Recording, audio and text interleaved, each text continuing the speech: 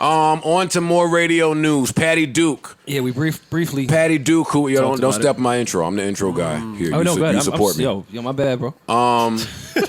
Leash. You Leash. support me. Suck my dick.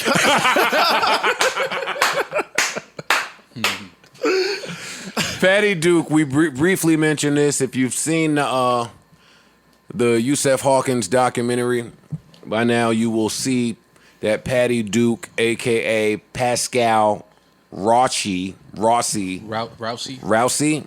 I'm not certain how you pronounce that. Rousey I'm or not Rouchie? trying to be funny. Yeah. Pascal Rousey. I think it's Rossi. I don't know. It's Italian. Was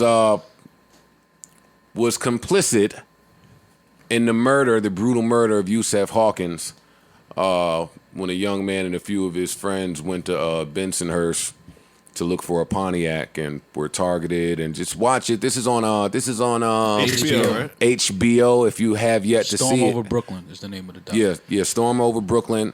And this is the first time a lot of us in the community learned about Paddy Duke's involvement, and most of us are familiar with him from Hot 97. Long tenured, been there for 2 decades. You've heard his name no matter the drive time you were listening to. So we were all taken aback. Yeah, that was crazy when I read that. And the first question that we asked was, how could this have happened in Hot 97 not be aware, right? Yeah. Yeah. Well, I mean, 20 years. according to their Twitter, they took swift action after 20 years.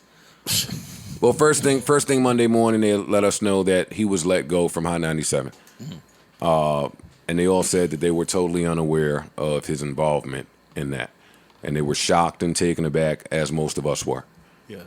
You can take that for you want, take that how you want, whether you choose to believe that or not.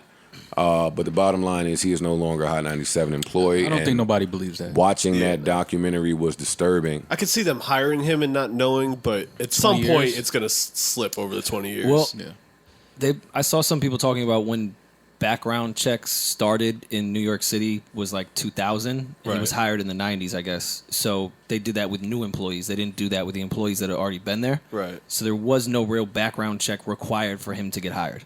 Black people can tell you that background checks have been around for a while. Longer than A 20 little years. longer than that, buddy. Yeah. I was reading off and- what people No, it's bullshit. were saying. That's what Hot 97 is supposed to say. Yeah. Yeah. But it's bullshit. And the thing that I've been thinking about since this became a story is how many more people in these companies and these buildings that have a past A lot. that we don't know about, and they're just walking amongst us and making decisions on our career. A lot. You know what I mean? Like, it's something to think about. It's really something to think about. That's not the part that makes you a little sick to your stomach, that someone involved in such a heinous act, such a hate-filled act, can just remask and make their living for the next however many years. I couldn't have worked at Hot 97 for 20-something years inside of having killed this a culture. Italian kid in Manhattan, or involved in a killing of an Italian kid in Manhattan. It wouldn't have happened. Well, Dallas Penn tweeted, "America is a glorious place. Where else could someone who hates black people go out with a lynch mob, kill a black teen, reinvent himself as an executive for a radio station that only plays R&B and rap music?" And that's what Dallas Penn, shout out to Dallas, rest Yeah, in shout peace, out Dallas. Combat Jack. That's where I first learned about this, through Dallas tweeting it. And listen, make of it what you will, man. But, y'all hear me? Never mind. Make of it what you will, but super unfortunate. It was nasty. Again, if you haven't seen the doc, it's on HBO. Storm Over Brooklyn. And that's that, but that's nasty.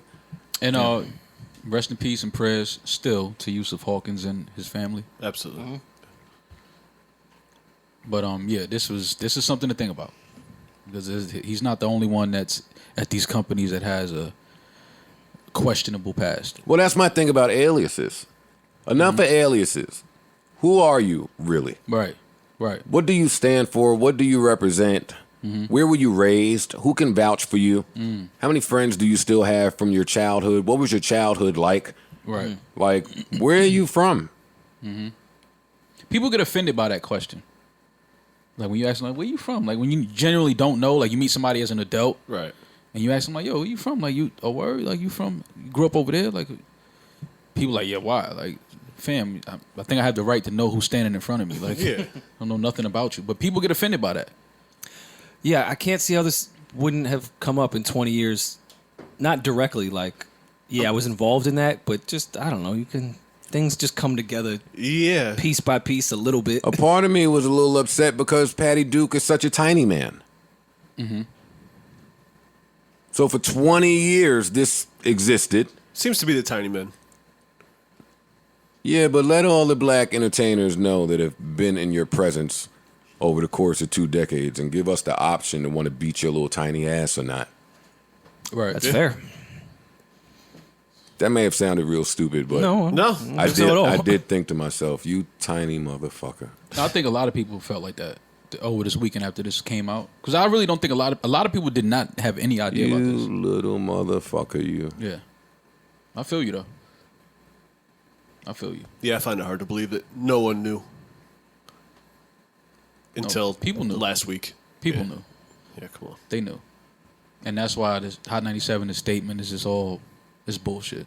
They knew. Yeah, it was crazy watching Ebro, Rosenberg, Laura, and all them talk about the documentary like on the morning show and not bring up anything that had to do with Paddy Duke or Hot 97. The reason it's bullshit is because this documentary didn't just get filmed yesterday or over the weekend.